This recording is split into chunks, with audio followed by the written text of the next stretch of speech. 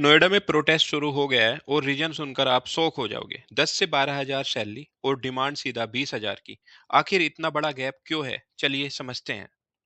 नोएडा में 40 हजार workers protest में शामिल हुए। जैसा कि आप न्यूज आर्टिकल में देख सकते हैं, सिचुएशन वायलेंट हो गई, गाड़ियां जला दी गई, पत्थरबाजी हुई। पुलिस ने टीयर गैस यूज किया कंट्रोल करने के लिए। जब इतनी बड़ी संख्या में लगभग 40 हजार लोग एक साथ प्रोटेस्ट करते हैं, तो आइडियली सब कुछ पीसफुली भी हो सकता था और होना भी चाहिए था। लेकिन ग्राउंड रियलिटी थोड़ी डिफरेंट होती है। इतनी बड़ी भीड़ में हमेशा कुछ लोग ऐसे होते हैं जो सिचुएशन को कंट्रोल से बाहर ले जाते हैं, और फिर प्रोटेस्ट का फोकस डिमांड से हटकर तोड़फोड़ और वायलेंस में चला जाता है। दोस्तों, अब हम बात करेंगे कि नोएडा में चल रही वर्कर्स प्रोटेस्ट की, जहां सैलरी का इशू इतना बड़ा हो गया है कि हजारों लोग सड़कों पर उतर आए हैं। इस वीडियो में मैं आपको सिंपल और क्लियर तरीके से पूरा मैटर समझाऊंगा। सबसे पहले बात करते हैं करंट सैलरी की। नोएडा और ग्रेटर नोएडा में काम करने वाले वर्कर्स की सैलरी 10 से 12 हजार पर मंथ के बीच है। ये सैलरी इतनी कम है कि इसी वजह से वर्कर्स में डिससेटिस्फेक्शन बढ़ रहा है। अब बात करते हैं वर्कर्स की डिमांड की, जो प्रोटेस्ट का मेन रीजन है। वर्कर्स की डिमांड है कि सैलरी बढ़ाकर 18 से 20 हजार पर मंथ की जाए। उनका कहना है ये अमाउंट बेसिक लाइफ के लिए जरूरी है।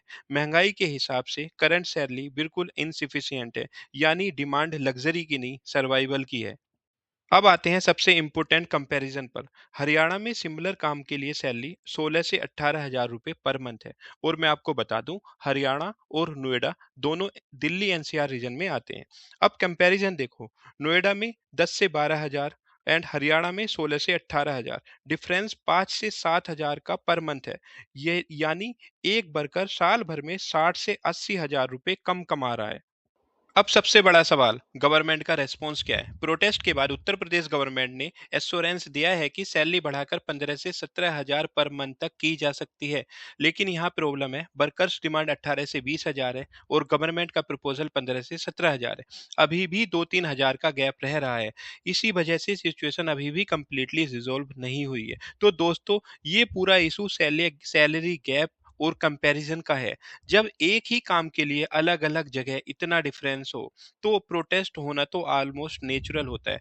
आपका क्या ओपिनियन है, क्या वर्कर्स की डिमांड सही है या नहीं? कमेंट में जरूर बताएं और चैनल को सब्सक्राइब करना मत भूलें। Thank you all.